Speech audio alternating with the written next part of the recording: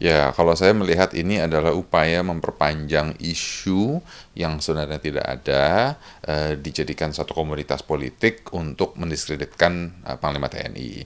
Jadi saya memohon nih kepada aparat keamanan untuk mengusut siapa-siapa mereka itu dan untuk melakukan tindakan hukum, karena kalau dari pandangan saya sepertinya ada berpotensi lah pidana tindak pasal-pasal yang dilanggar. Jadi harus dicari tahu mereka itu siapa, tujuannya apa, siapa yang biayai, karena ini adalah jelas-jelas usaha untuk mendisrupsi keamanan dan kestabilan politik nasional. Apa yang seharusnya dilakukan oleh Panglima TNI terkait ini? Kan ini juga TNI dikaitkan dengan PKI, itu kan Ya. sebenarnya bertolak belakang. Ya, yang Panglima harus lakukan ya saat ini harus terus menegakkan bahwa tetap bahwa kita itu menolak segala macam paham-paham ideologi yang bertentangan terhadap Pancasila, dan juga terus melaksanakan tugas fungsinya, dan juga menghentikan segala macam upaya-upaya mendiskriminasi kelompok-kelompok tertentu. Karena kalau yang dikatakan keturunan segala macam, ya siapa? Mereka itu di mana? Dikatakan keturunan mendaftar ke TNI, ya siapa mereka yang keturunan ya, mendaftar ke TNI gitu, keturunan daripada PKI, dan apakah memang benar mereka itu terpapar paham-paham tersebut.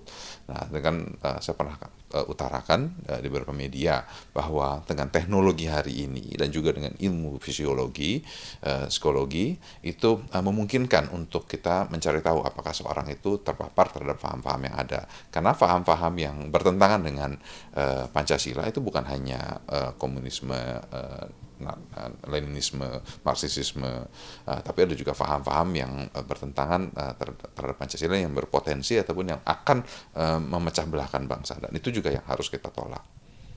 Kalau terkait adanya statement dari Panglima yang membolehkan turunan dari PKI untuk mendaftar, ini sebenarnya secara landasan hukumnya seperti apa, Pak?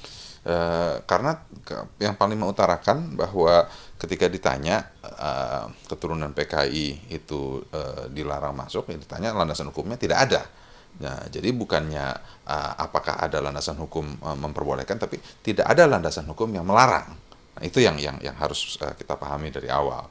Nah, jadi kita berpegang teguh kepada aturan dan juga undang-undang dasar yang kita miliki, bahwa kita tidak boleh mendiskriminasikan orang-orang tertentu, ya. Apalagi kita bicara keturunan ini yang sudah generasi keempat, kelima. Jadi mungkin mereka pun juga tidak pernah mengenal dengan buyutnya gitu. Nah, inilah yang harus kita mengerti.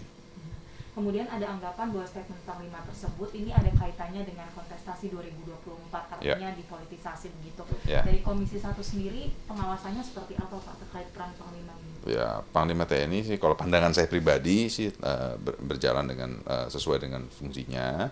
Jadi ya kita kita biar ke beliau menjalankan tugas fungsinya saja dulu lah gitu ya, karena kan masa jabatan beliau itu, masa dinas beliau kan habis di penghujung tahun. Jadi biar beliau fokus untuk melaksanakan tugasnya, mengamankan bangsa dan negara kita.